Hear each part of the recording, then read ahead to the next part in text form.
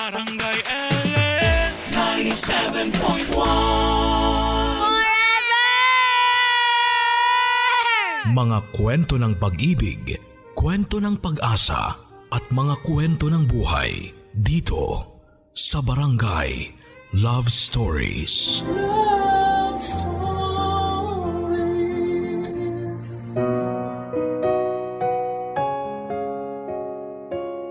May mabibigat na pangyayari sa buhay natin. Ang pinipili na lang natin na pilit na ibaon sa limot. Minsan pa nga ay niayaw na nating malaman yon ng ibang tao. Kasi ang iniisip natin ay hindi naman kailangan na malaman pa ng iba kung ano man ang mabibigat nating karanasan. Kaya lang sa pagtatago natin ng lihim na tungkol sa masamang pangyayari sa buhay natin, pwede yung makapagdulot ng hindi maganda para naman sa ibang tao. Ang sulat na ating babasahin ngayon ay pinadala ng ating kabarangay na si Ina. Isang kapatid na walang ibang hinangad kung hindi ang matulungan ng kanyang ate at pamangkin na natitirang parte ng pamilya para sa kanya. Halos sa dalawang ito umikot ang kanyang mundo, kaya naman lahat ay kaya niyang gawin para lamang maibigay ang magandang buhay sa mga ito.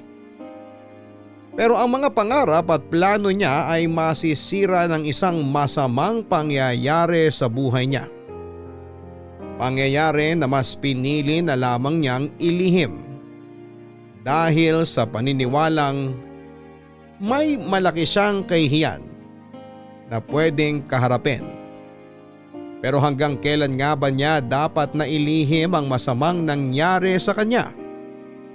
Hanggang kailan niya dapat na ipagkait ang katarungan na dapat niyang ibigay sa kanyang sarili? At hanggang kailan niya pilit na lalabanan ng bangungot na gabi-gabi siyang dinadalaw? Gusto mo na bang malaman kung ano ang masamang nangyari pagkatapos ilihim ni Ina ang karahasan na naranasan niya sa kamay ng isang tao? Handa ka na bang mainis at maiyak sa kwento ng buhay niya? Minsan ba ay may nangyari na rin sa buhay mo na pilit mong binaon sa limot dahil sa kahihiyan? Si Ina kaya hanggang kailan niya tinago ang lihim na tungkol sa masamang nangyari sa kanya? Anong ginawa niya para matakasan ang mga bangungot na humahabol sa kanya? Malalaman natin ang landas na pinili niya dito sa mga kwento ng pag-ibig, buhay at pag-asa sa nangungunang Barangay Love Stories. Dear Papa Dudut, likas sa ating mga Pilipino ang maging mapagmahal sa ating pamilya. Lahat ay kakayanin natin para lamang sa kanila. Handa tayong magsakripisyo para lamang maibigay ang kanilang pangangailangan. Dahil ang pagmamahal para sa kanila ay palaging magbibigay ng lakas sa atin para magpatuloy at magpakatatag sa buhay. Hello sa inyo Papa Dudut at sa mga kabarangay nating nakikinig ngayong tanghali. Itago nyo na lamang po ako sa pangalang Ina. 34 years old. Sa ngayon ay nagtatrabaho dito sa Maynila bilang receptionist sa isang hotel. Hindi rin talaga madali para sa akin ang gawin itong sulat ngayon dahil bahagi ito ng buhay ko na matagal ko nang gustong kalimutan. At sana ay maging daan ang gagawin kong ito para kahit papaano ay maisarado ko na ang bangungot na ito ng buhay ko. Para na rin maprotektahan ang pribado kong buhay. Napakarami pong impormasyon ang sadya kong binago at hindi po binanggit dahil na rin sa pagkasensitibo nitong kwento na ibabahagi ko ngayon. Maaga kaming naulila ng kapatid kong si Ate Camille sa tatay namin Papa Dudut. Si nanay naman ay namatay nang nasa first year college ako at third year ang ate ko. Tinamaan kasi siya ng ligaw na bala noong nag-celebrate kami ng bagong taon Kaya naman kaming dalawa na lamang halos talaga ang magkasama ng kapatid ko. Pareho kaming nag-working student dahil pangarap namin ang makapagtapos ng pag-aaral. Pero nang nasa 4th year na siya ay pinagtapat niya sa akin na nagdadalang tao siya at ayaw siyang panagutan ng tatay ng baby niya. Nag-decide siya na huminto sa pag-aaral at pumirmi na lamang sa bahay dahil naging sensitibo rin ang pagbubuntis niya. At pagkatapos niya ngang manganak ay naging sakitin na siya at mahina ang pangangatawan. Kaya naman hindi na rin siya nagtrabaho at ako na lamang ang naghanap buhay para kay ate at sa pamangking kong si Berna Papadudut.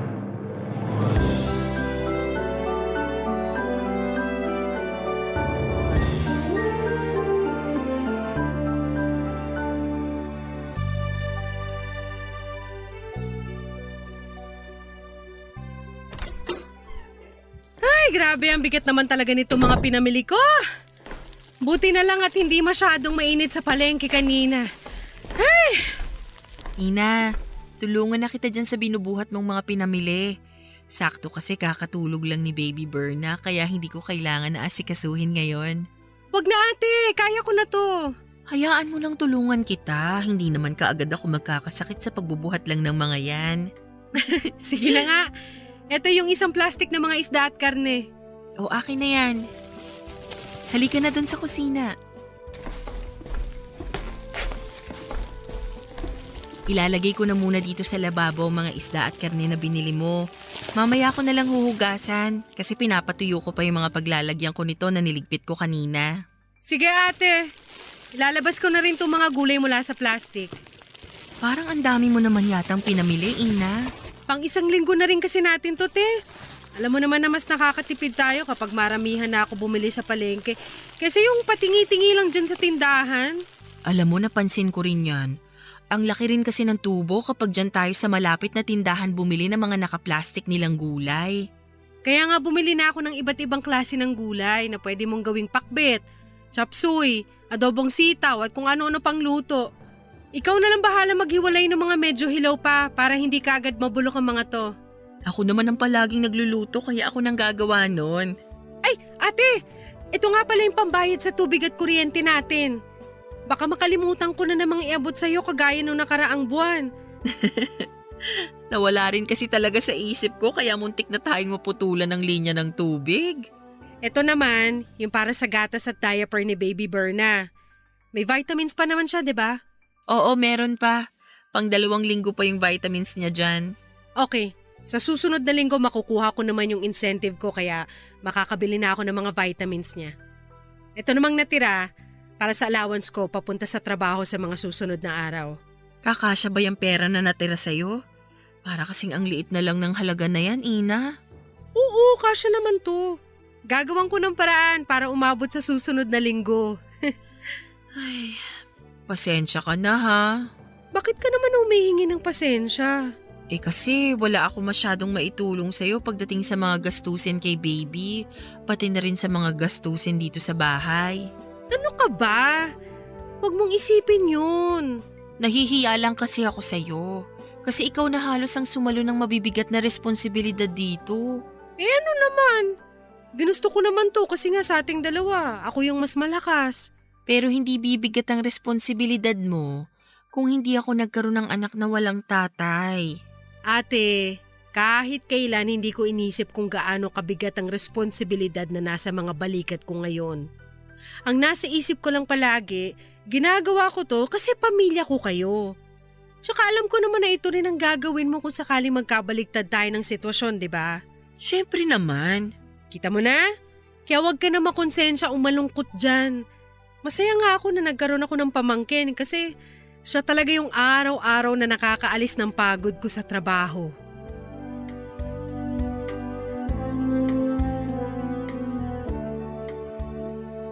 Papadudot na hirapan din talaga ako sa sitwasyon na meron ako noon pero syempre hindi ko yon pinapakita.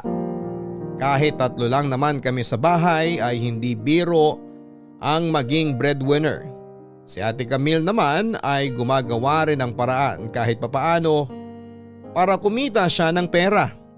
Naglagay siya ng maliit na lamesa sa harap ng bahay namin, kung saan ay nagtitinda siya ng mga tsinelas, basahan at kung ano-ano pang maliit na gamit. Kaya lang maliit lang din talaga ang kinikita niya, Papa Dudut.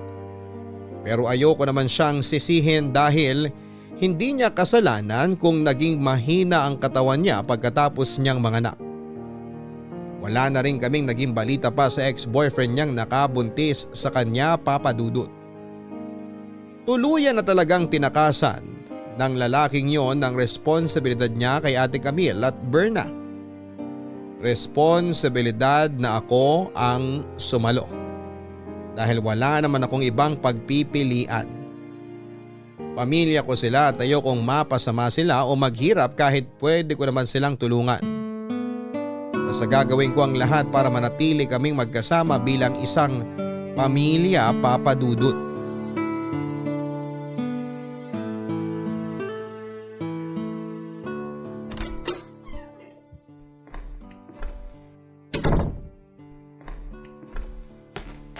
Hi ate! Oh, ang aga mo naman yatang nakauwi ngayon. Wala na rin kasing bumibili sa bake shop kanina. Kaya nagsara na lang kami ng maaga. Dapat nag-text ka na mapapaaga ka ng uwi para nagluto na ako kaagad kanina. Ayos lang ate. Hindi pa naman ako masyadong gutom eh. Magtitimpla na lang muna ako ng kape rito. Okay, may tinapay pa naman dyan kung gusto mo na makakain na magaan sa tiyan. Kape na lang, ayos na sa akin to. Ay oo nga pala, nabalitaan mo ba yung nangyari dun sa dalagitang anak ng kapitbahay natin? Yung nagtitinda ng gulay dyan sa may malapit sa sakayan ng jeep? Sino sa tatlong anak niya? Yung dalagitang medyo maputi? Oo, siya nga. Wala naman ako nabalitaan tungkol sa dalagitan na yon. Ano nangyari? 2 araw na kasing nawawala yung dalagitan na yun. Akala pa nung nanay, nakipagtanan sa boyfriend kasi nga napagalitan bago mawala. Lumabas daw yung dalagitan ng bahay ng 10 oras ng gabi. Ay, saglit lang at ilalagay ko lang tong sitaw dito sa niluluto kong pakbet. Grabe talaga mga kabataan ngayon. Mapagalitan lang ng konti, naglalayas na kaagad. Hay nako, sinabi mo pa. Kaya lang, nakakalungkot yung nangyari dun sa dalagita. Bakit? Ano ba nangyari sa kanya? Kasi nga nang puntahan ng nanay yung bahay ng boyfriend, nalaman niya na wala pala dun ang anak niya. Hala! Saan daw nagpunta? Sa mga barkada niya? Wala rin. Kaya nga nireport na nila sa barangay. Tapos kahapon lang nung bumili ako ng toyo, may nakita ako na nagkukumpulan ng mga tao dun sa may bakanting lote na puro tambak ng basura ang nakalagay. Nakiusyoso ako saglit at nagulat ako na may mga pulis na nakatayo dun. Tapos narinig ko sa mga nandun na may umaalingasaw daw kasi dun na masangsang na amoy. Ayun, nakita na nga dun yung bangkay ng dalagita na hubot-hubad tapos wala ng buhay. Hala, grabe! Kawawa naman yung dalagita na yun. Ay naku, sinabi mo pa. Kawawa din yung nanay niya kasi panganay na anak niya yun. Naku, kaya ikaw, palagi ka mag-iingat sa biyahe mo ha. Lalo na at minsan 10 oras ka na rin ng gabi nakakauwi. Matanda naman ako ate. Kaya hindi mo na ako kailangang alalahanin pa. Ano ka ba? Iba pa rin yung nag-iingat lalo na at babae ka pa. Alam ko naman yun. Kaya nga hindi ako masyadong kumakausap ng mga hindi ko naman talaga kilala. Mabuti naman kasi hindi mo na talaga alam kung sino pa ang pwede mong pagkatiwalaan sa panahon ngayon.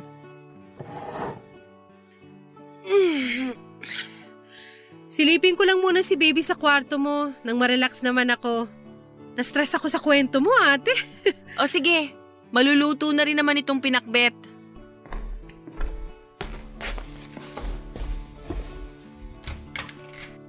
Baby Berna! Kamusta ka na dyan sa crib mo? Cute-cute mo naman talaga, oh. Teka, bakit parang ampula ng balat mo? Ang dami mong rashes! Tsaka, ay, Ina, grabe! gusto mo ba na Inaapoy magtimpla ka ako ng ng lagnat! juice? Tapos na rin kasi akong Ate, inaapoy ng lagnat si Baby Berna! Sa tingin ko kailangan na natin siyang dalhin sa ospital! Ha? Teka, patingin nga. Diyos ko, ang init nga niya. Hindi naman siya ganito kainit kanina. Ayusin mo na yung mga gamit niya. Dadalhin natin siya sa ospital ngayon na.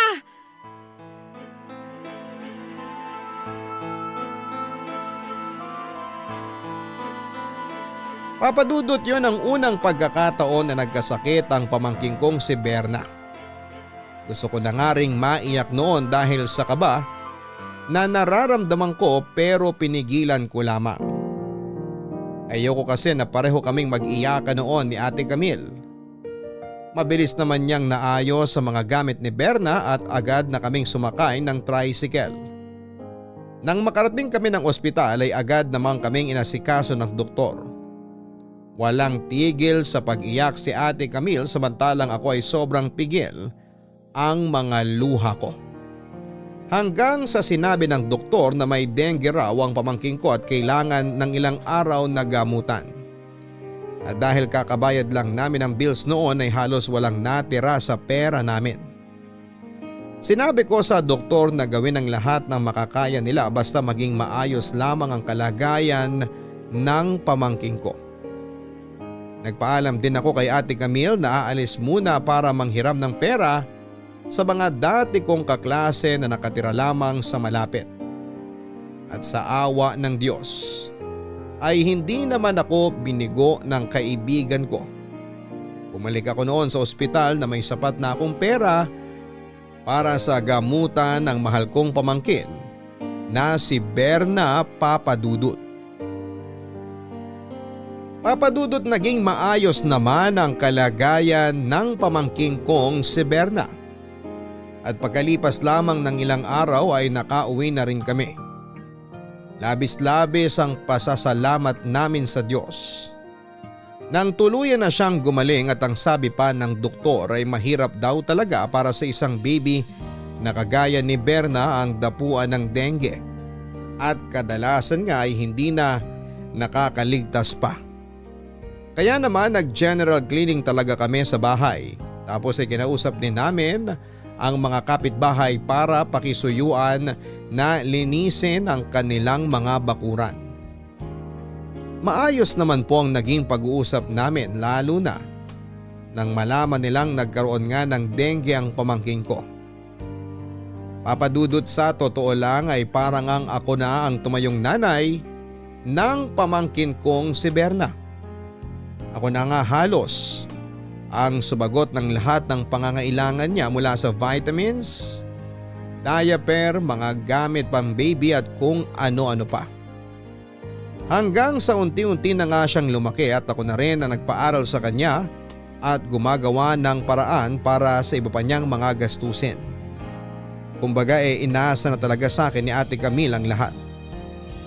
Ayos na rin yon kesa mahirapan siya pati na ang pamangking ko. Kahit madalas na nga ako ang nahihirapan sa paghahanap ng trabaho kapag nag-e-end of contract ako sa isang kumpanya. Ginagawa ko pa rin ang lahat para maibigay sa kanila ang mga pangangailangan nila. Ganon ang naging routine ng buhay ko sa loob ng mahigit na 8 taon, Papadudut.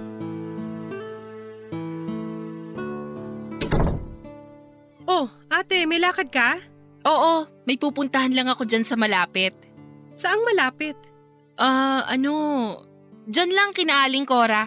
Maniningil lang ako dun sa mga tsinelas na kinuha niya sa akin. Ganun ba? Mabuti na lang pala nakauwi na ako kasi walang kasama si Berna sa bahay. Saglit lang din naman ako lalabas. Ikaw na munang bahala kay Berna ha. Sige ate, ingat ka. Salamat. Uwi din ako kaagad. Bye!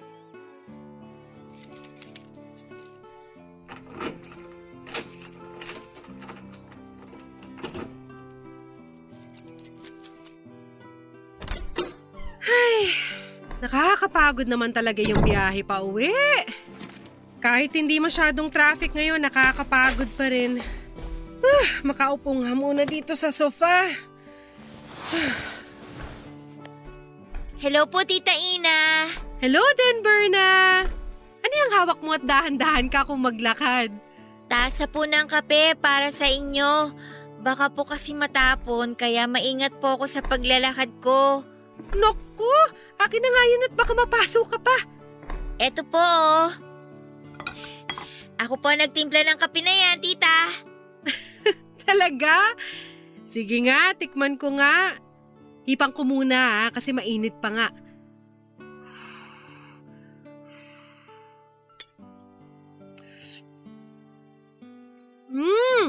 Ang sarap Sakto ang timpla nito para sa mapait na lasa na gusto ko. Yay! Buti po nagustuhan nyo. Ay, teka, may tinapay nga rin po pala kayo. Inipit ko po muna dito sa likod ko para hindi ako mahirapan dalhin ng kape na yan. Eto po, tita. Salamat. Talagang nakahanda ng merienda ko Narinig ko po kasi ang boses nyo nakausap si mama kanina sa labas ng bahay. Kaya po nagmadali ako na magtimpla ng kape. Kala ko nga po hindi kayo masasarapan eh. Basta timpla ng pamangkin ko, hindi pwedeng hindi maging masarap. Payakap nga ako nang mawala naman ang pagod ko. Sige po, tita. Yayakapin ko po kayo na mahigpit kagaya nito. Ang sarap naman talaga yumakap sa pamangkin ko. Kaya ikaw ang paborito ko sa lahat Si tita talaga napaka-joker. Ako lang naman po ang pamangkin nyo kaya ako lang talaga magiging paborito nyo. Oo nga, wala na nga pala akong ibang pamangkin. Ang luma na po ng joke nyo pero nakakatawa pa rin, tita. Tita, gusto nyo po ba na masahihin ko yung noon nyo? O sige, sasandal na ako dito sa sofa para hindi ka mahirapan sa pagmamasahe sa akin. Okay po, tita. Ito po, mamasahihin ko na po yung noon nyo. Yan. Okay po ba, tita? Ang sarap naman ng ginagawa mong pagmamasahe, Berna. Saan ka ba natuto magmasahe ng ganyan? Nagpaturo po kasi ako sa kapitbahay natin ng manghihilot. Nanay po yun ang kaklase ko. Ang sabi ko po sa kanya, gusto ko matutong magmasahe. Para kapag pagod po kayo galing sa trabaho, marirelax po kayo kahit papano kapag minasahe ko na kayo, tita. Papadudot maswerte ako kasi lumaking mabait at malambing ang pamangking kong si Berna. Doon ko nararamdaman na lahat ng sakripisyong ginagawa ko ay nasusuklian lalo na kapag niyayakap niya ako. Hindi rin kasi biro yung naging trabaho ko ng mga panahon na yon. 2 oras ang biyahe papunta sa trabaho at pauwi sa bahay at araw-araw ko yung ginagawa. Yon ang unang regular na trabaho na meron ako kaya hindi ko rin talaga kaagad na binitawan. Nagbebenta kami ng mga encyclopedia sa tinatawagan naming customer kaya nakaka-stress din talaga. May oras pa na nade-drain ako at bigla na lamang maiiyak habang nasa loob ako ng bus at nagbabiyahe pa uwi. Ang daming bagay ang pumapasok noon sa isipan ko. Bakit kailangan na maging ganon kabigat ang responsibilidad ko sa buhay? Bakit ako ang kailangan na sumalo ng lahat? Bakit parang pinaparusahan ako sa kasalanan na hindi ko alam kung ano? Pero sa tuwing nakakauwi na ako ng bahay ay sasalubungin ng yakap at halik ng pamangking ko ay nawawala ang mga ganong iniisip ko. Lahat po ay napapalitan ng mga kasagutan na ginagawa ko ang mga yon dahil mahal ko sila ni Ate Papadudot.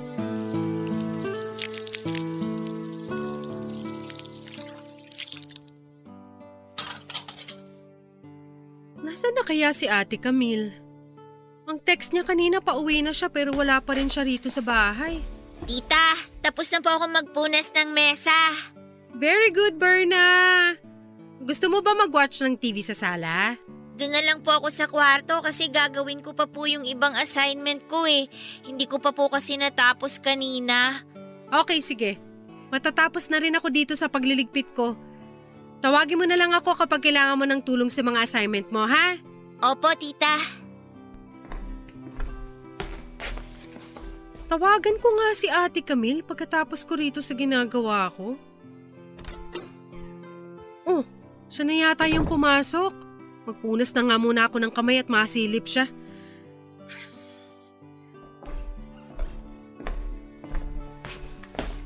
Saan ka ba galing, ate? Tapos na kami maghapunan ni Berna, tapos ngayon ka lang… Teka, umiiyak ka ba? Hindi. Hindi raw, pero namumula na yung ilong mo. Hindi talaga ako umiiyak. Ano ba talagang nangyari? Sabihin mo na sa akin. Wala, ayos lang ako. Ate, alam ko na hindi ka kinaaling Cora ng galing kanina. Saan ka ba talaga nagpunta? Diyan lang sa malapit. Saan nga yung malapit? Sino ba talaga yung pinuntahan mo? Teka, humarap ka nga sa akin. Oh, ano to? Bakit namumulatong ka ng pisngi mo? Pasato ah! Wala nga lang yan, Ina. At bakit may pasa ka rin dito sa braso mo? Sabihin mo nga sa akin, sino ba talaga pinuntahan mo kanina? Ina. Ate, please! Huwag ka na magsinungaling. Sabihin mo na sa akin kung ano ang totoo. Sino ba talagang pinuntahan mo? Si Peter. Si Peter? Yung walang hiya mong ex-boyfriend na hindi pinanagutan ng pinagbubuntis mo noon? Oo, siya nga. Nabalitaan ko kasi na umuwi na raw siya sa bahay nila kaya pumunta ako doon. Bakit mo naman ginawa yun? Kasi gusto ko siyang makita. Gusto kong malaman niya na buhay pa rin hanggang ngayon ang anak namin. Pero para saan pa? Iniwan ka na nga niya dati nung nagbubuntis ka, di ba? Oo, pero karapatan pa rin niyang makilala ang anak ko. At karapatan ko rin na makatanggap ng sustento mula sa kanya kahit may iba na siyang pamilya. Sustento ba talaga ang dahilan kung bakit mo siya pinuntahan o siya mismo? Pareho. Kaya lang, may bago na siyang kinakasama at may mga anak na rin sila. Tapos, pilit pa niya akong ipinagtabuyan nang banggitin ko si Berna sa kanya. Kaya may pasa ka dyan sa pisngi at braso mo? Oo. Akala ko kasi matutuwa siya kapag narinig niyang tungkol kay Berna pero hindi pala. Ayaw niya ring magbigay ng sustento kasi hindi naman daw niya anak yung bata. Hanggang sasampalin niya ako at pilit na itulak paalis sa bahay nila. Napakawalang niya talaga ng lalaking yan. Ipapabarangay ko talaga siya, makikita niya. Huwag ka nang umiyak, ate. Huwag ka mag-alala. Hindi ko naman kayo pababayaan kahit ano pa mangyari. Andito lang ako para sa inyo ni Berna.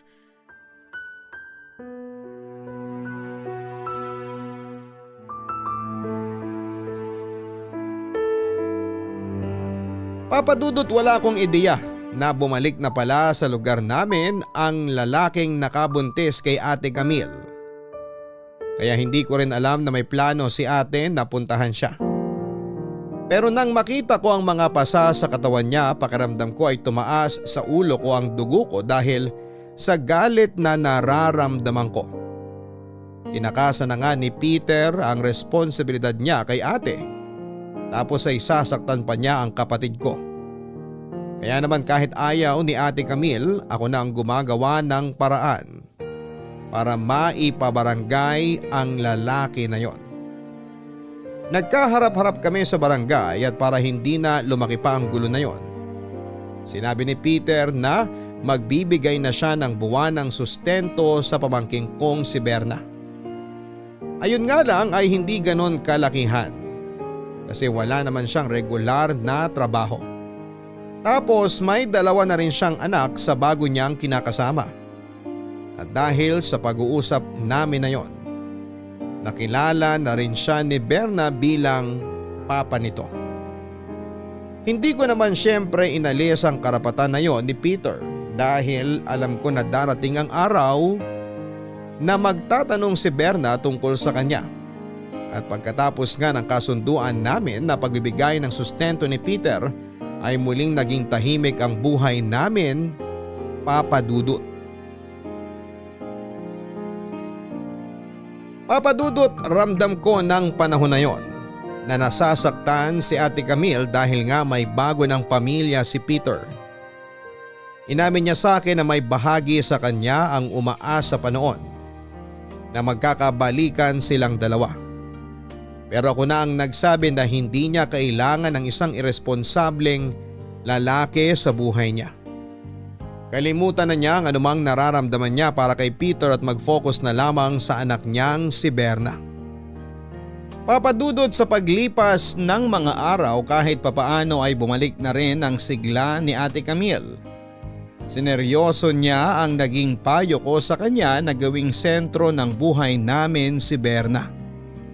Maswerte kami kasi nga ay may isang masayahin at malambing na Berna kaming kasama. Siya rin kasi talaga ang araw-araw na nagpapagaan ng loob ko.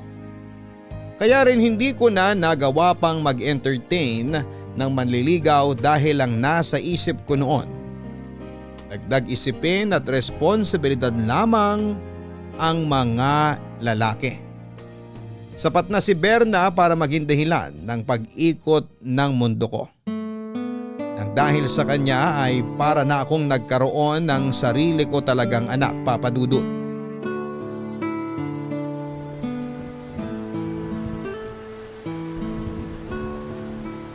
Buisit naman na bus yun. Nag-cut pa ng biyahe. Kung kailan naman malapit na ako sa San Antonio, tsaka pa nagdesisyon na hanggang dito na lang sila. Hey, anong oras na ba? Alauna na pala ng madaling araw.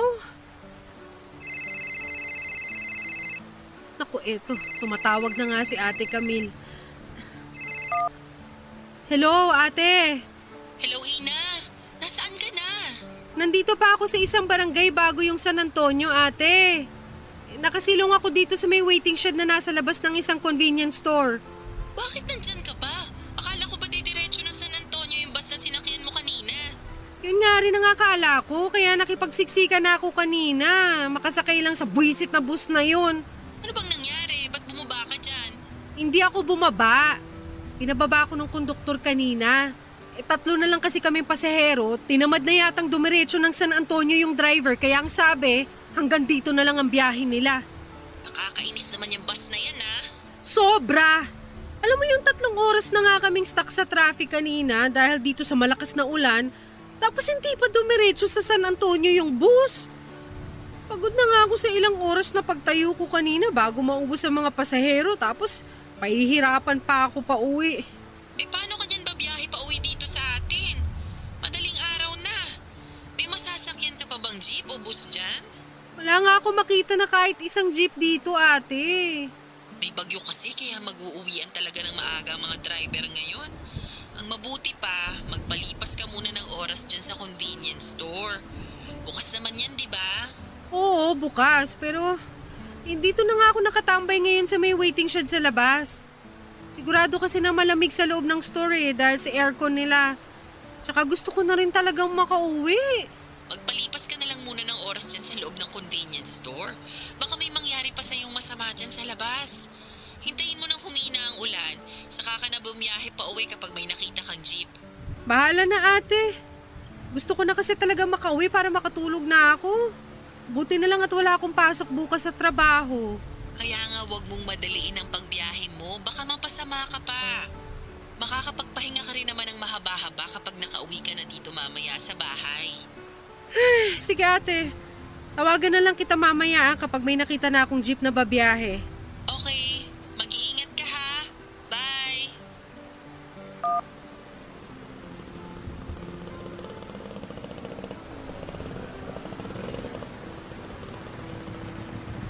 Miss, pauwi ka na ba? Sakay ka na dito sa tricycle ko. Naku, hindi na po, Manong. Salamat po. Malakas ang ulan. Wala ka nang makikitang bumabiyahe na jeep ngayon. Mamaya pang 5:00 ng umaga babiyahe mo ngayon. Hindi na po talaga. Ayos lang naman po ako dito. Pa San Antonio ka, di ba? Narinig ko na sinabi mo yun sa kausap mo sa cellphone. Sakto, kasi doon din ang uwi ko. Pauwi din po kayo doon? Oo, taga doon ako, kaya lang sa dulong purok. Kaya sumabay ka na sa akin. Kasi isang barangay lang naman ang uuwian natin. Huwag kang mag-alala. Hindi kita sisinginin ng mahal na pamasahe. Sige po, sasakay na po ako sa tricycle niyo.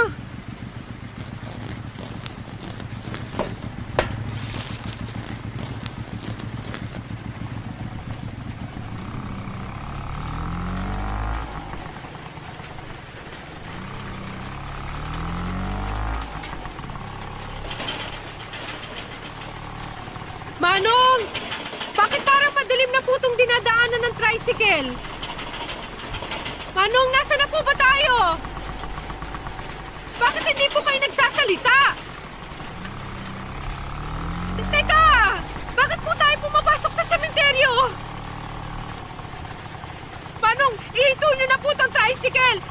Ibalik nyo na lang po ako dun sa convenience store!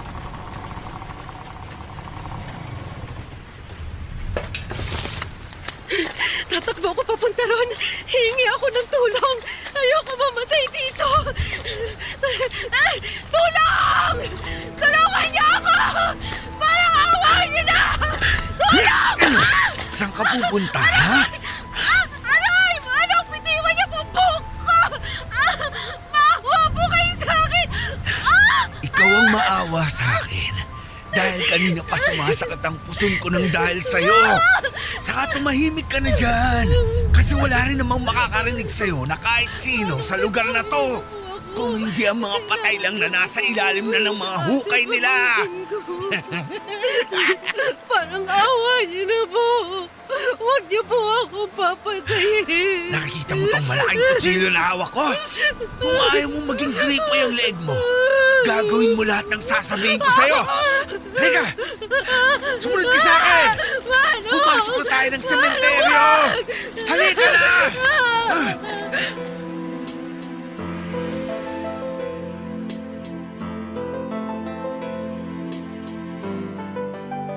Papadudot, napakadilim talaga sa lugar na dinadaanan ng tricycle kaya hindi ko kaagad na aninag na maling kalsada na pala ang kinakaroonan ko. Kung hindi pa dahil sa ilaw ng poste na nasa may gate ng sementeryo, ay hindi ko maaaninag na sementeryo na yon. Kaya naman nakaramdam na talaga ako ng matinding takot at kaba.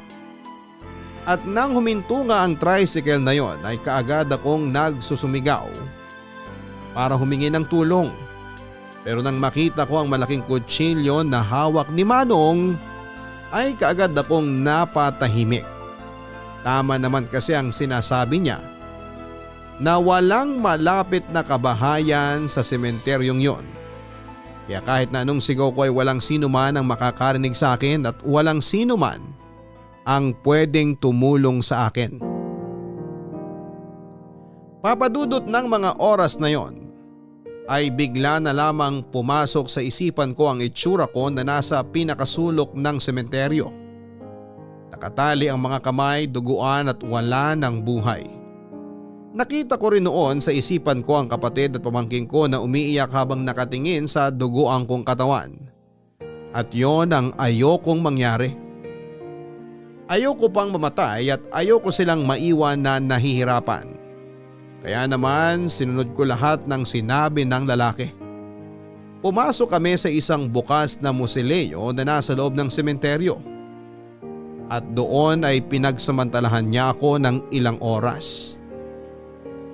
Pagkatapos niyang gawin sa akin ang kahayupan na yon ay kinuha niya ang wallet ko at iniwanan ako sa sementeryo.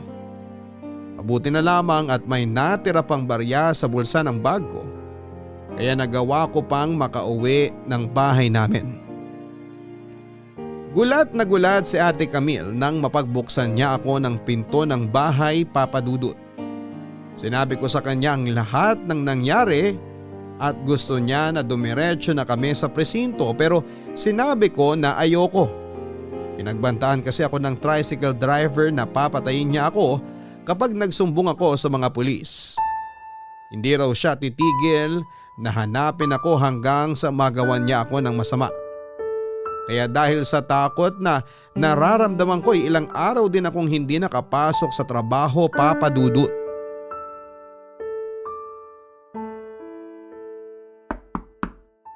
Ina, ako to. Pwede ba akong pumasok sa kwarto mo? Oo, ate. Pasok ka.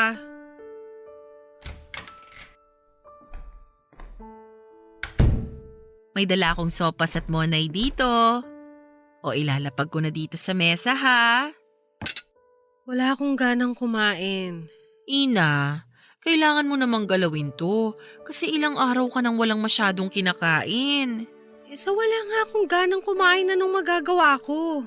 Pero hindi mo pwedeng pabayaan na manghina yung katawan mo. O tumawag nga pala yung isang katrabaho mo sa akin. Anong sabi niya? Kinukumusta ka niya, ang sabi ko. Masama pa rin ang pakiramdam mo dahil sa trangkaso. Tinatanong na raw kasi ng supervisor nyo kung kailan ka makakabalik sa trabaho. Hindi mo rin daw kasi sinasagot ang mga tawag nila. Tatawagan ko na lang sila mamaya. Ako nang bahalang magpaliwanag sa kanila. Teka, may inuwi nga palang bibingka si Berna para sa'yo. Nakalimutan kong isama dito sa tray mo ng pagkain. Sandali ko, kunin ko lang ha. Wag na. Hindi ko rin naman kasi kakainin yun. Ina, kahit yung bibingka na lang na galing kay Berna ang kainin mo. Ayoko nga. Bakit ba ang kulit mo? Sige, pasensya na. Ina, naisip ko lang na ilang araw na rin ang nakalipas mula nang may masamang mangyari sa'yo.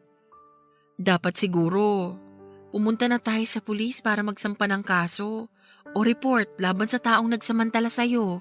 Ate, napag-usapan na natin to, di ba? At ang sabi ko sa'yo, hindi ko gagawin yan. Pero alam mo na yun ang kailangan mong gawin. Hindi mo pwedeng basta na lang hayaan na makalaya ang walang hiyang lalaki na yun. Talaga ba, ate?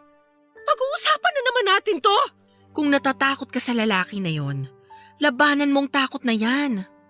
Ang sabi mo nga, di ba? Hindi mo kami pababayaan ni Berna. Ganon din kami sa'yo. Hindi ka namin pababayaan. Kaya huwag kang matakot na ipakulong yung tricycle driver na yon.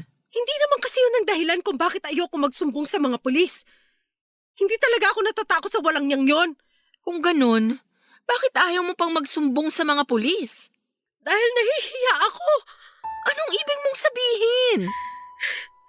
Nahihiya ako na malaman ng ibang tao na napagsamantalahan ako.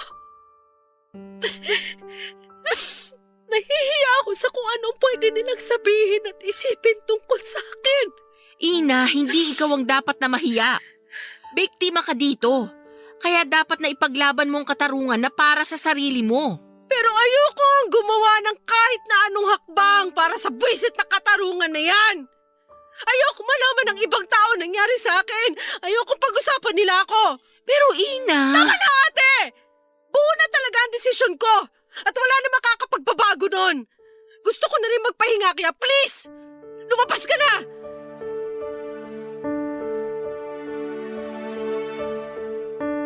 Papa Dudut, hindi naman talaga ang pagbabanta sa akin ng tricycle driver ang dahilan kung bakit ayoko magsumbong sa mga pulis.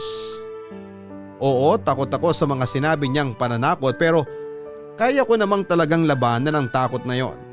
Kaya lang ay ayoko pa rin na magsumbong sa mga pulis dahil ayokong malaman ng ibang tao ang masamang nangyari sa gabi ng araw na yon. Ayokong malaman ng iba na napagsamantalahan ako. Dahil natatakot ako na baka mag-iba ang tingin nila sa akin. Nahihiya ako sa mga nangyari sa sarili ko. Pakiramdam ko kasi ay may kasalanan din ako kung bakit ako napahamak at napagsamantalahan. Hindi ako handa sa masasakit na salitang pwede kong marinig mula sa ibang tao. Ayokong malubog ako sa kahihiyan at mapag-usapan sa lugar namin. Dahil naging biktima ako ng pangahalay ng isang masamang tao. Kaya naman nag-decide ako na kimkimin na lamang ang lahat ng nangyari, Papa Dudut. Papa Dudut, hindi naging madali para sa akin ang pag-usad ng mga araw mula nang mapagsamantalahan ako. Gabi-gabi akong binabangungot at para bang bumabalik ako sa oras na sumakay ng tricycle na yon at dinala sa sementeryo. Magigising na lamang ako nang umiiyak kung minsan pa ay sumisigaw. Pati tuloy sina Ate Camille na nasa kabilang kwarto ay nagugulat dahil sa pagsigaw ko sa madaling araw. Bigla na lamang silang papasok sa kwarto at pakakalmahin ako. Hindi lang ako sa pagtulog na hirapan kung hindi pati na rin sa realidad. Pinilit ko na kasi ang sarili ko na bumalik sa trabaho dahil alam ko na ako rin ang mahihirapan sa huli. kapag wala akong sinweldo dahil sa mga absent ko. Sa paglipas nga ng mga araw ay napansin ko sa sarili ko na naging malaki ang takot ko sa mga lalaki. Ayoko nang may nakakatabi ako sa loob ng bus o jeep na lalaki. Kaagad akong tumatayo o kaya ay lumilipat ng upuan. Naging magugulatin din ako at paranoid talaga. Kahit kailan din ay hindi na ako sumubok pa na sumakay ng tricycle dahil pakiramdam ko ay lahat ng driver ay gagawan ako ng masama, Papa Dudut. Tita, andito po pala kayo sa sala. Mainit kasi dun sa loob ng kwarto ko kaya pumunta ako rito. Sakto po, kasi dadaling ko dapat tong tray na may juice at puto bumbong sa kwarto nyo. Para sa akin yan? Opo, hinanda ko po talaga to para sa inyo, tita. Okay, sige. Ilagay mo na lang dyan sa lamesa, mamaya ko na lang kakainin. Meron din po palang kutsinta sa kusina. Binili po ni Mama sa naglalako kanina. Gusto niyo po ba kunin ko at sama ko dito sa puto bumbong ninyo? Hindi na. Busog pa rin naman ako kaya baka hindi ko rin makain yun. Grabe ang init talaga kahit nakatutok na sa akin ng electric fan. Ipikit ko na nga lang muna ang mga mata ko. Tita, gusto niyo po ba masahihin ko ulo niyo? Wag na, ayos lang ako. Pero ang sabi niyo po dati, gumagaan po yung pakiramdam niyo kapag minamasahe ko po kayo. Baka po mas ma-relax kayo kapag ginawa ko po yun. Hindi na nga.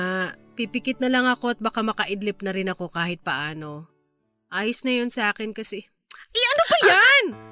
Tita, sorry po. Nagulat ko po yata kayo sa biglang paghawak ko sa noo nyo. Gusto ko lang naman po kasing masahihin ang ulo nyo eh. Sinabi ko na nga na ayoko, di ba? Bakit ang kulit mo? Kasi po, gusto ko lang po kayong ma-relax, tita. Nakita mo ba na narelax ako nang hawakan mo ang noo ko? Di ba hindi? Sorry po. Sorry po, tita. Sorry! Ang sabihin mo, mahina lang yung utak mo kaya hindi mo naiintindihan ang sagot ko kanina. Sinabi ko na nga na ayoko, di ba? Tapos lapit ka pa na lapit sa akin. Pasensya na po talaga. Huwag ka nang humingi ng pasensya. Sa susunod, susundin mo lahat ng sinasabi ko para hindi ka nagmumukhang boba. Ano bang nangyayari dito? Bakit ka sumisigaw, Ina? At ba't umiiyak tong si Berna? Sorry po, tita. Ano na naman bang ginawa mo dun sa bata, Ina? Ang kulit kasi ng anak mo. Ayaw maintindihin yung mga sinasabi ko sa kanya. Ina, alam ko naman na hanggang ngayon, hindi pa rin magaan yung pakiramdam mo dahil sa nangyari. Wala kang alam. Wala kayong alam. Hindi nyo alam ang pakiramdam na wala naman akong kasalanan pero parang pinaparusahan ako ng Diyos. Ginawa ko naman lahat para maging mabuting tao ako. Ginawa ko lahat para maging mabuting kapatid at tita ako. Pero bakit kailangan na mangyari ito sa akin? Bakit kailangan na maparusahan ako ng ganito? Hindi ka parusahan tong nangyayari sa'yo, Ina. Oo, hindi madali itong pinagdadaanan mo ngayon. Pero huwag mong isipin na pinaparusahan ka ng Diyos. Ano pala to? Ha? Walang kamatay na pagsubok na naman? Grabe naman talaga, Ate Camille. Ako na lang ba ang tao dito sa mundo kaya parang sa akin na lang binabagsak ang mga buwisit na pagsubok na to? Huwag ka nga magsalita ng ganyan. Alam mo naman na lahat ng to may dahilan. Mahirap man intindihin ngayon. Pero ang kailangan natin magpakatatag. At please lang, kung ano man ang galit na nararamdaman mo dyan sa dibdib mo, huwag mong ibuntun yun sa mga taong nasa paligid mo, Ina.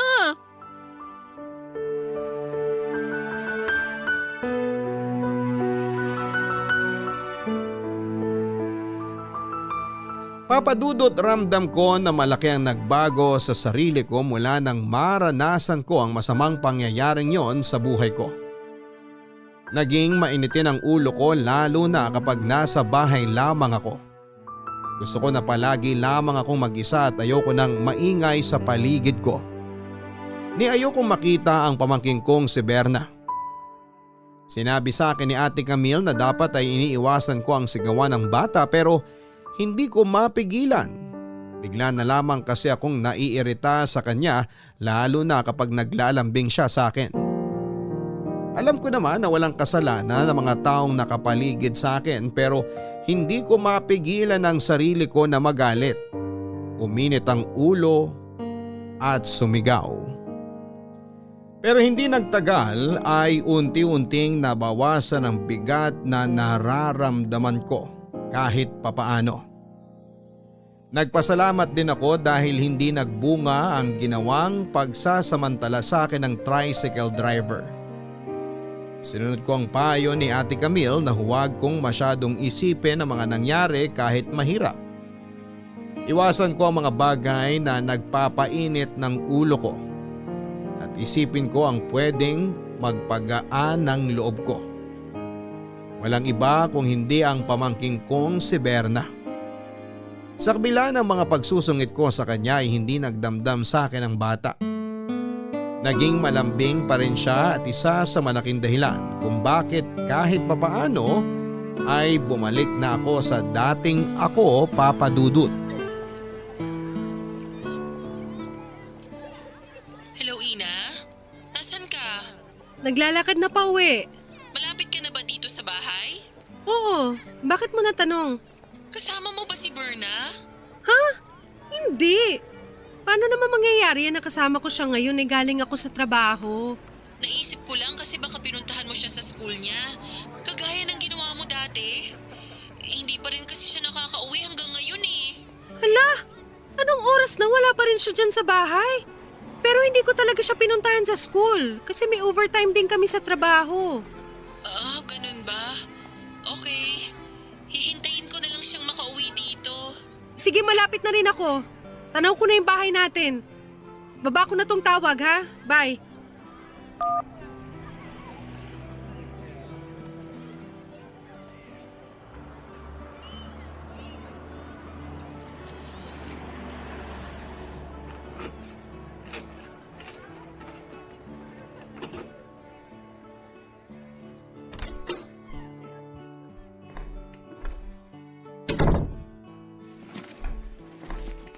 Ano ate?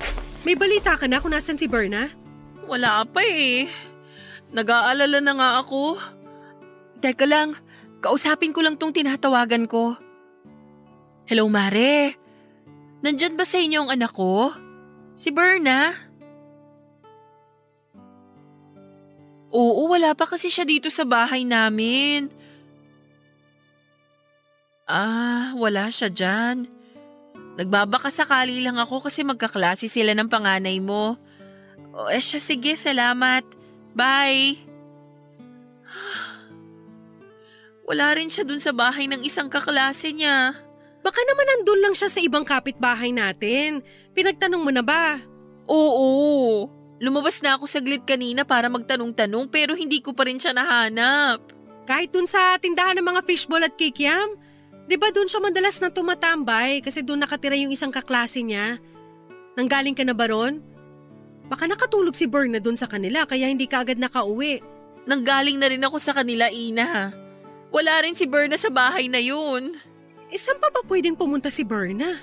Ewan ko, hindi ko alam. Nag-aalala na nga ako kasi 7:00 na ng gabi pero wala pa rin siya dito sa bahay. Ate, kumalma ka lang. Paano ako kakalmay? Anong oras na? Baka naman kasi napadaan lang si Berna sa bahay ng isang kaklase niya. Tapos nakatulog na nga siya doon.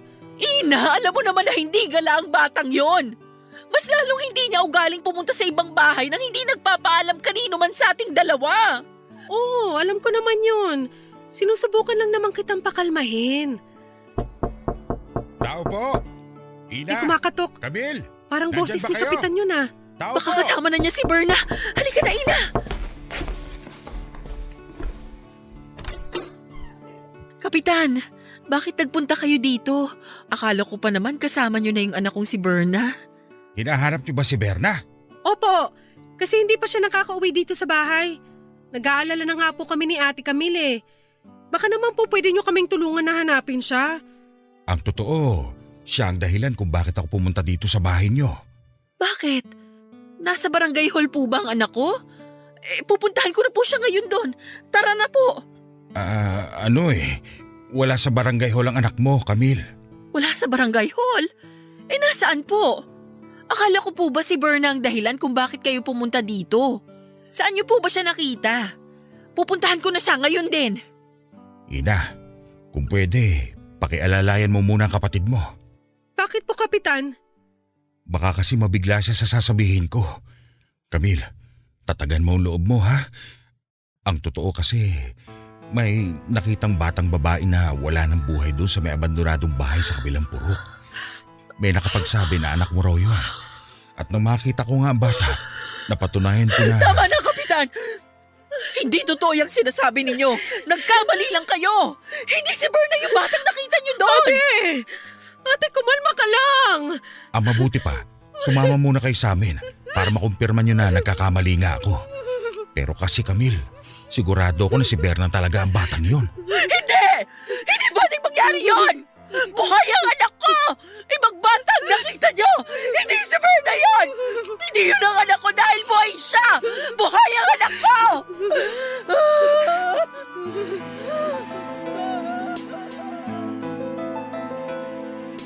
Papadudot halos panawa ng ulirat si Ate Camille dahil sa sinabi ni Kapitan. Mabuti na lang at nagising din siya kaagad kaya naman sabay na kaming umalis ng bahay. May dumating ding ibang kapitbahay namin noon at tinulungan niya akong alalayan si Ate Camille sa paglalakad hanggang sa makarating kami sa sinasabing lugar ni Kapitan. At doon nga ay nakumpirma namin ang isang napakasamang balita, Papa Dudut. Ang batang tinutukoy ni Kapitan na nakita sa mga abandonadong bahay ay walang iba kung hindi ang pinakamamahal kong pamangkin na si Berna. Doon na tuluyang nawala ng malay ang kapatid kong si Ate Berna at halos pati ako ay muntik na ring mahimatay dahil sa mga nakita ko, Papa Dudut. Kalunos-lunos ang itsura ng 9 na taong gulang kong pamangkin. Duguan ang kanyang mukha, may butas sa kanyang ulo na tila pinukpok ng matigas na bagay. Suot niya pa ang blusa niya pero wala na siyang pang-ibaba. At nakatali ang kanyang mga kamay at paa. Para siyang hayop na pinahirapan ng taong gumawa sa kanya ng masama. Napaluhod na lamang din ako noon sa matinding sakit na nararamdaman ko. Na para bang naririnig ko noon ang pag-iyak ni Berna habang pinagsasamantalahan siya. Parang nakikita ko siyang naghihirap sa isipan ko at ang paghingi niya ng tulong ng paulit-ulit hanggang sa tuluyan na siyang mawalan ng hininga. Papadudot kaagad ding nahuli ang taong naging dahilan ng pagkamatay ng pamangkin ko. Dahil may CCTV footage na nakuha na malapit sa abandonadong bahay kung saan ay nakita si Berna. Namukhaan din siya ng isang taga sa amin at kaagad na naituro ang kanyang kinakaroonan na nasa kabilang bayan lamang. At hindi ako makapaniwala nang makaharap namin siya sa presinto. Halos manginig ang buong katawan ko sa galit at kaagad kong sinugod ang lalaking humalay at pumaslang sa pamangking ko. Triple ang galit na naramdaman ko noon dahil siya rin po ang tricycle driver na humalay sa akin sa loob ng sementeryo. Pinagsasampal ko siya, kinalmot at sinabunutan hanggang sa ilayo na ako sa kanya ng mga pulis. Si Ate Camille ay wala nang ibang nagawa kung hindi ang sumigaw at umiyak na lamang ng panahon na yon. Hindi ko nagawang sabihin sa kanya na may atraso din sa akin ng tricycle driver na yon. Papadudot ilang araw lang ang lumipas nang mabalitaan namin na nakatakas sa bilangguan ng demonyong lalaki na humalay sa akin at pumaslang sa pamangking ko. Pero kinabukasan din ay nakita na lamang siyang patay kasama ang isang lalaki na tumakas din sa bilangguan. Para sa akin ay sobrang babaw ng kamatayan na nangyari sa kanya. Hindi yon sapat para sa naging kasalanan niya sa amin ng pamilya ko. At sa kabila ng mga pangyayaring yon ay pinigilan ko pa rin ang sarili ko na ipagsigawan na siya rin ang lalaki nagsamantala sa akin. At hindi ko pa rin yon sinabi kay Ate Camille. Ako lang ang nakakaalam na ang lalaking pumaslang sa pinakamamahal kong pamangkin ay ang siya ring humalay sa akin. Pero grabe ang pag-iyak ko ng panahon na yon, Papa Dudut. Grabe rin ang pagsisisi ko dahil sa nangyari. Palagi kong naiisip na paano kung sinunod ko ang sinabi ni Ate Camille. Paano kung nagsumbong ako sa mga pulis? Paano kung hindi ako natakot? Paano kung hindi ko inisip ang sasabihin ng ibang tao? Mangyayari kaya ang kapahamakan na yon kay Berna? Makakasama pa rin kaya namin siya ngayon?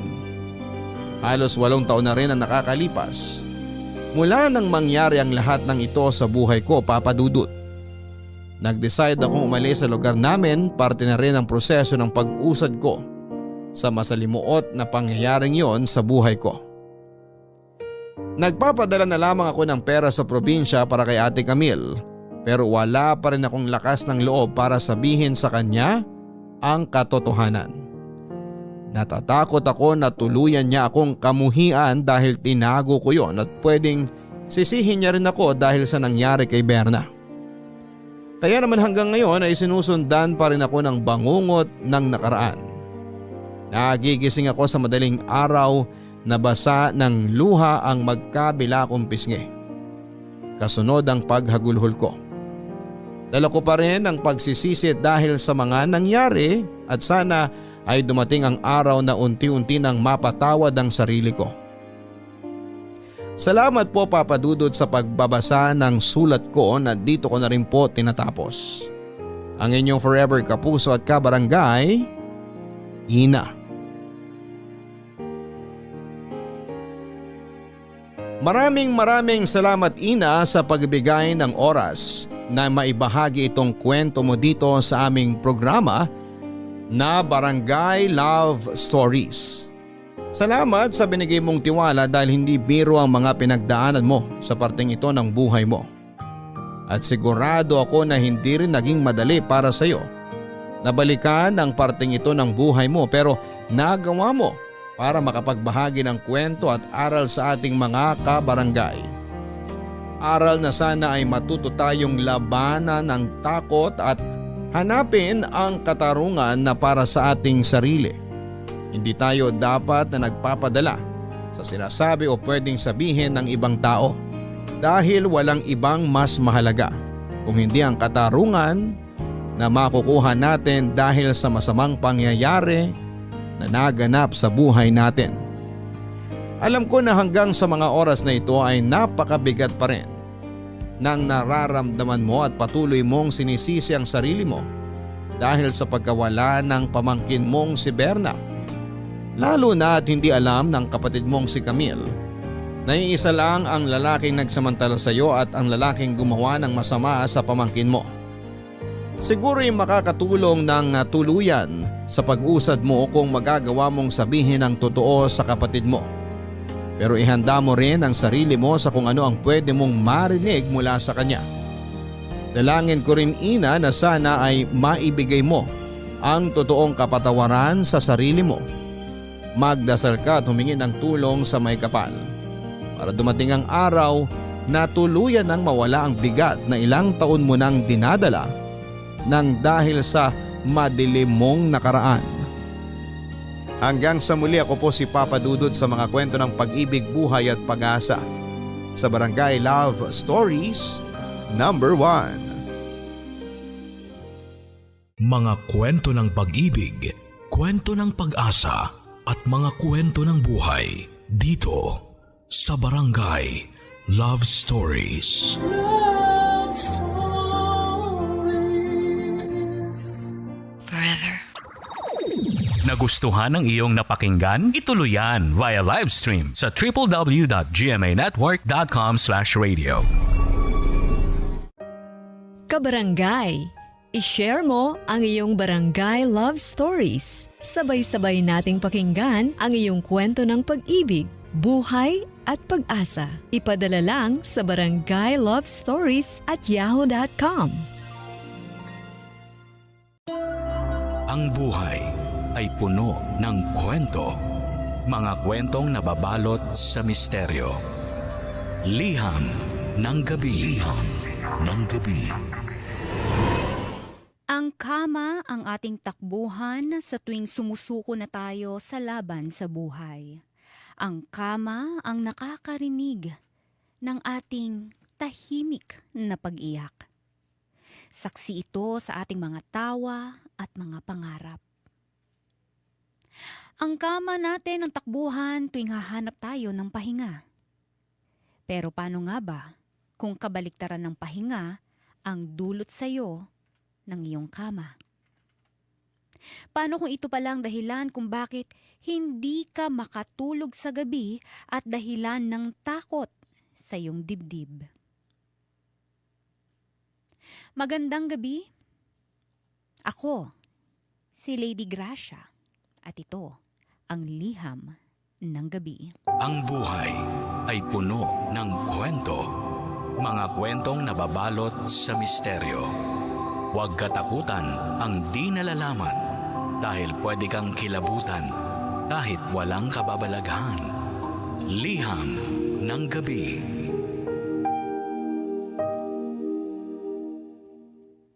Malapad ang ngiti ni Manilyn habang nakahiga sa antigong kama na ipinamana ng lolo niya sa kanya.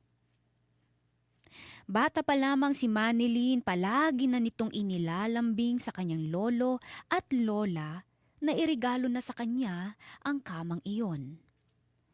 Doon kasi siya nagsisyesta tuwing hapon. Doon siya naglalaro ng kanyang mga manika tuwing umuulan at wala ang kanyang mga pinsan. Paborito niya ang kamang iyon. Kaya naman nung nagdalaga na ito, iniregalo na sa kanya ang antigong kama. Hindi na rin naman iyon tinutulugan pa ng kanyang lolo mula nung namatay ang kanyang lola. Kasama na nga ring ipinamana ng kanyang lolo ang koleksyon nito ng plaka. Maagang ipinasa ng kanyang lolo ang mga ito dahil hindi na siya tiwala sa kanyang alaala. Ulyanin na kasi ang lolo ni Manilyn. Gusto na lang nitong maibigay kay Manilyn ang mga hinihiling nitong gamit sa kanya bago pa siya tuluyang makalimot sa kanyang alaala. Sa unang gabi na nahigaan ni Manilyn ng kama, para siyang nagbalik sa kanyang pagkabata. Naalala niya kung paano siya kwentuhan ng kanyang lola sa kamang iyon hanggang sa makatulog na siya. Tuwing may sakit din ito, doon siya nagpapagaling. Malaking parte ng kanyang kabataan ang kamang iyon.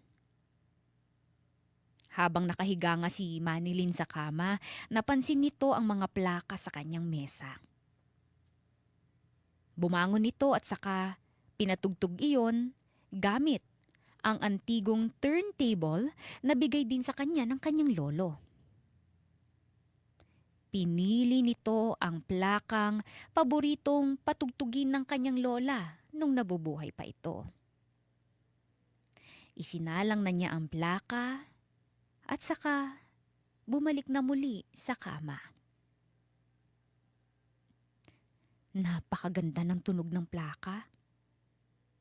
Napapakit na lamang si Manilyn habang sinasabayan ang lumang awitin sa plaka.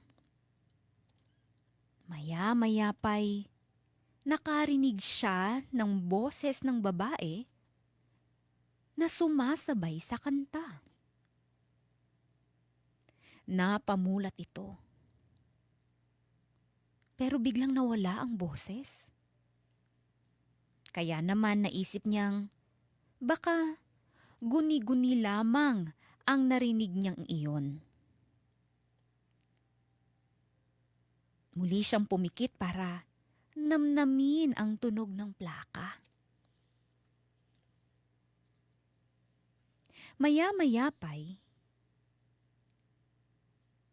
iyak naman ang narinig niya.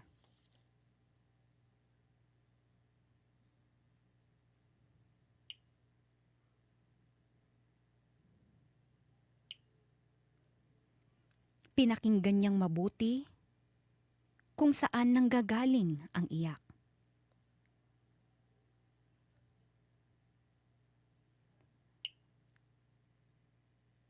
Akala niya mawawala ang tunog ng iyak na iyon, pero nagpatuloy iyon at tila sinasadyang iparinig iyon sa kanya. Hinanap niya ng hinanap sa paligid kung saan nanggagaling ang iyak. Naglakad-lakad si Manilyn sa kwarto. Sinusundan kung saan posibleng nagmumula ang iyak. Wala sa bintana. Wala sa pintuan. Wala sa sulok. Umupo muli ito sa kama. Mas lumakas ang iyak. Tama. Doon iyon galing sa kama. Sa ilalim mismo ng kama. Iniangat ni Manilyn ang kobre kama para silipin ang ilalim ng kama.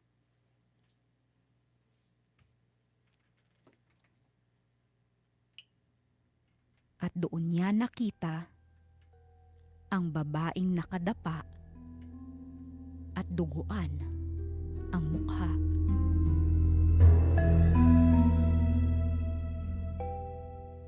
Bata pa lamang si Manilyn, madalas na itong nakakakita ng mga iba't ibang nilalang. Mula sa kapre hanggang sa duwende.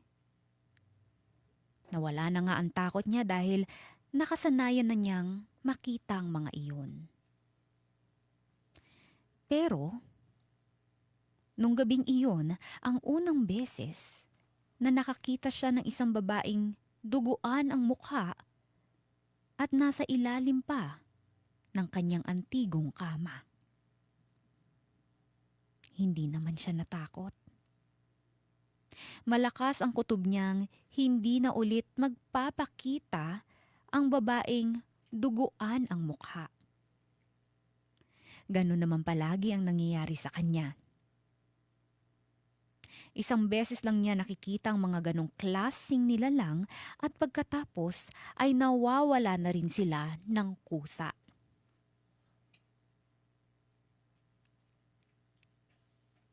Pero dun siya nagkamali. Isang gabi habang nakahiga si Manilyn sa antigong kama at abala ito sa kanyang cellphone, ay bigla na lamang namatay ang ilaw sa kanyang kwarto. Bigla ay parang nakaamoy din ito ng malansang dugo. Saglit lang nawala ang ilaw. Nawala na rin ang amoy ng dugo. Magpapatuloy na sana si Manilyn sa pagsi-cellphone nang biglang tumunog ng mag-isa ang plaka. Napabalikwas siya sa pagkakahiga. Napasiksik pa ito sa gilid ng kanyang kama nang bigla na namang may kumanta at sumabay sa tunog ng plaka. Sa unang pagkakataon nakaramdam na siya ng takot. Bigla na namang namatay ang ilaw. Nawala rin ang tunog ng plaka. Pero hindi ang boses na kumakanta.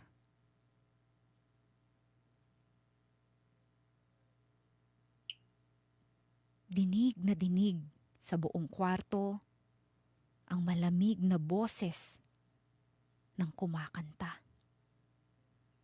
Napakalungkot ng boses. Panay ang dasal ni Manilyn. Gustuhin man niyang tumakbo palabas ng kwarto pero hindi niya magawa. Ni hindi nga siya makagalaw. Hanggang sa muling, sumindi ang ilaw. Nawala nang kumakanta. Tahimik na muli ang paligid. Pero hindi pa rin makagalaw si Manilyn. Maya-maya pa'y kumalat na naman ang amoy ng dugo sa paligid. At naramdaman ni Manilyn ang mahinang paggalaw ng kama. Muli na naman siyang nakarinig ng iyak. Napakalakas at napakasakit ng tunog ng iyak na iyon. Doon na nakagalaw si Manilyn.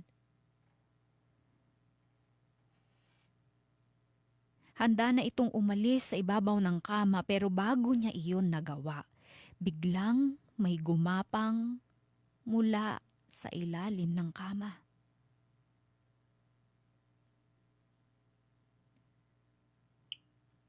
Ang babaeng duguan ng mukha. Muli na namang nanigas si Manilyn. Lalo na nung mabilis na umikot ang ulo ng babae. Tumitig ito kay Manilyn at saka mahinang nagsalita. Kadugo mo ang demonyo. Paulit-ulit nitong winika. Tumatawa pa ito habang umiiyak. Doon na napasigaw si Manilyn. At doon na rin nag-aalalang pumasok ng kwarto ang kanyang lolo. Tinanong nito kung ano ang nangyayari sa kanyang apo. Pero parang napipi ang dalaga. Hindi ito agad makapagsalita. Panay lang ang turo niya sa ilalim ng kama. Nang silipin ng kanyang lolo ang ilalim ng kama, wala naman itong nakita. Manilyn, ano bang nangyayari sa'yo? Nag-aalalang tanong ng kanyang lolo. Lolo, hindi niyo po ba nakikita? May babaeng duguan ng mukha nakadapa sa ilalim ng kama. Sumbong ni Manilyn. Muling tinignan ng kanyang lolo ang ilalim ng kama.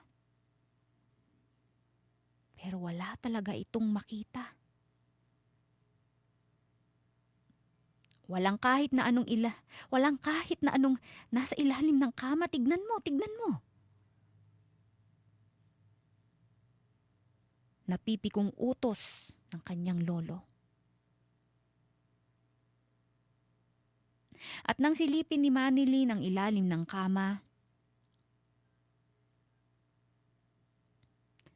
muli na naman itong napasigaw. Dahil andoon ang babaeng duguan ng mukha, nakadapa at matalim ang titig sa kanya.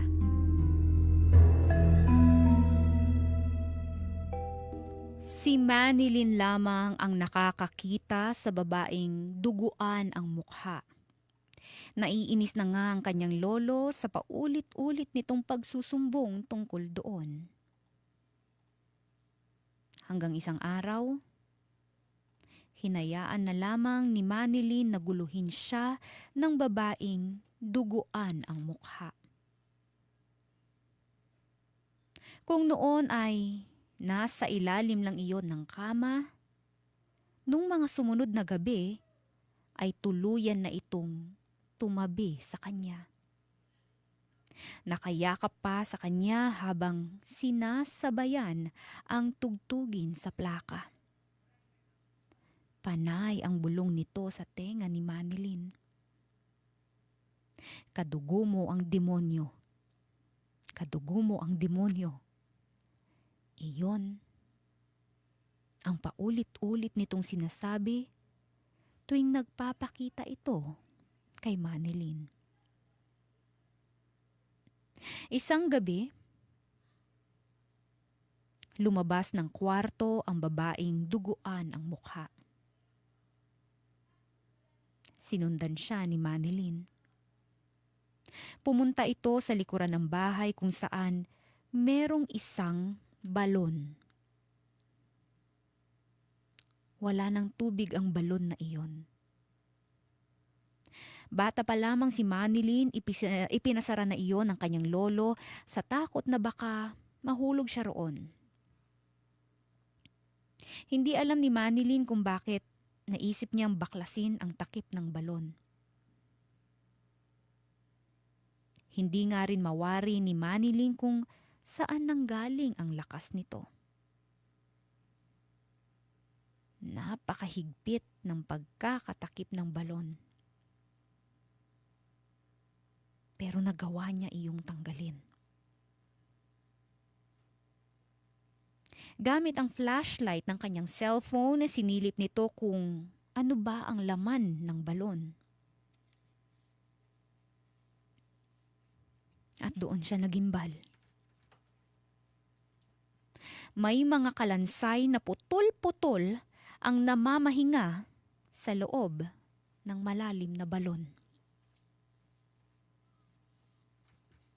Napaatras si Manilyn at sa pagkakaatras nito, nabunggo niya ang kanyang lolo. Lolo, meron pong kalansay sa balon. Tignan niyo. Naguguluhan man pero sumunod pa rin ang kanyang lolo sa sinabi ni Manilyn. Sumilip ito sa balon.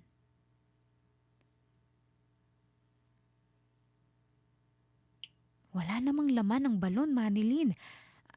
Ano bang nakikita mo? Ano bang nangyayari sa iyong bata ka? Nag-aalalang tanong ng kanyang lolo. Umiyak na lang si Manilyn. Guni-guni lamang ba nito ang lahat? Pinaglalaroan ba siya ng babaeng duguan ng mukha? Hindi niya alam. Hindi niya alam. Maya-maya pa'y inalalaya na siya ng kanyang lolo para bumalik na sa kanyang kwarto. Inutusan nitong humiga na at magpahinga si Manilyn. Sinabi rin nito sa kanyang apo na sasamahan siya nito na magpa-check up sa doktor kinabukasan para malaman kung ano bang nangyayari sa kanya. Tumango na lang ito para sumang-ayon sa kanyang lolo. Nang makasigurong kalmado na si Manilyn, saka na lang lumabas ng kwarto ang kanyang lolo.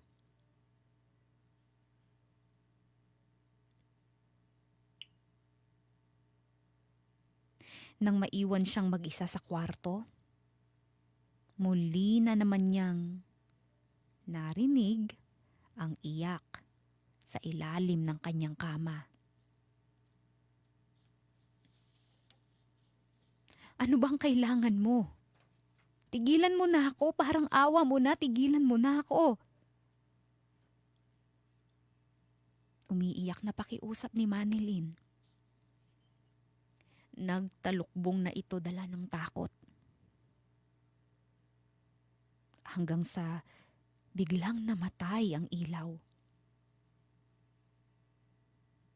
Biglang tumugtog ng mag-isa ang plaka. Hindi na naman nakagalaw si Manilyn. Alam na kasi niya ang kasunod. Magpapakitang muli ang babaeng duguan ng mukha.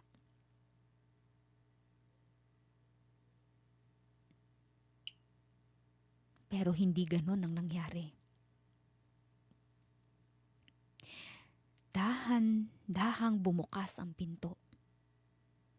Nakarinig si Manilyn ng yapak ng mga paa.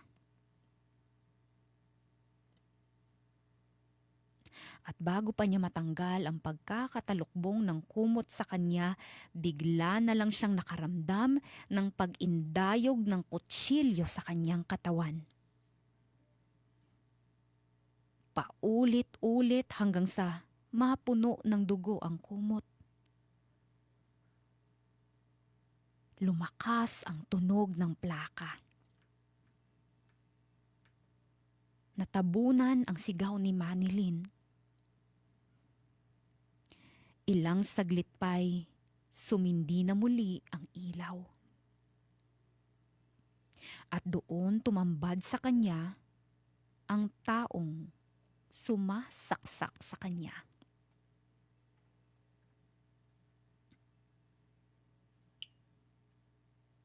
Walang iba kundi ang kanyang lolo. Nagkatitigan silang dalawa. Muli na naman sanang sisigaw si Manilyn pero agad tinakpan ang bibig nito ng kanyang lolo. Shh! Hinayaan mo na lang sana ang sikreto ko. Mahinang bulong ng kanyang lolo at saka pinuntirya nito ang mukha ni Manilyn. Sinaksak nito ng paulit-ulit ang mukha ng kanyang apo hanggang sa mabalot na ito ng dugo. May konti pang hininga si Manilyn noong mga oras na iyon. Pero alam niyang anumang oras ay babawian na rin siya ng buhay.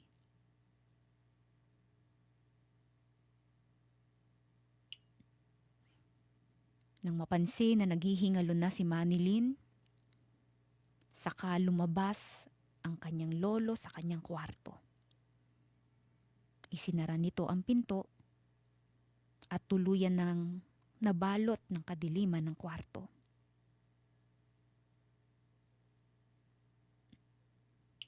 Tuloy-tuloy pa rin ang awitin sa plaka. Ilang saglit pa'y narinig na naman niya ang iyak sa ilalim ng kanyang kama.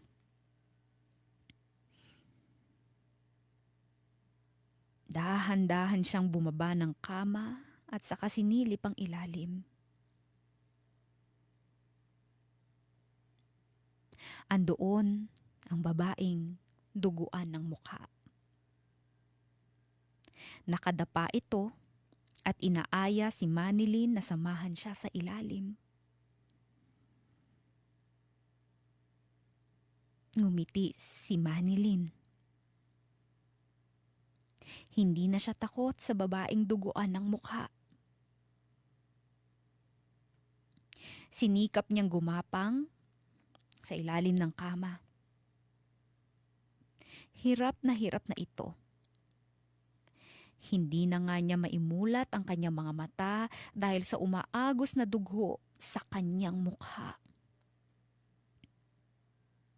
Pero sinikap niyang tignan ang katabi niyang babae na parehas niyang duguan ang mukha.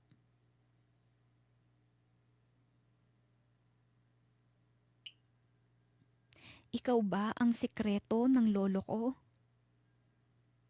Nanghihinang tanong ni Manilyn.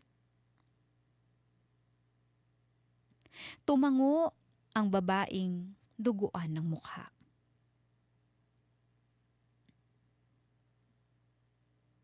At saka nagsalita.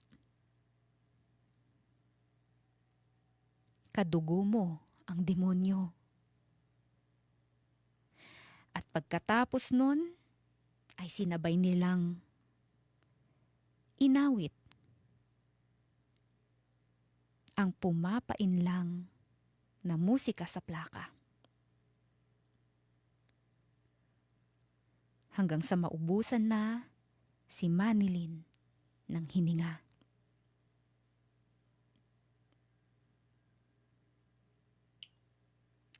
Hanggang sa huli, nanatiling nakatago sa ilalim ng antigong kama na iyon ang sekreto ng kanyang lolo.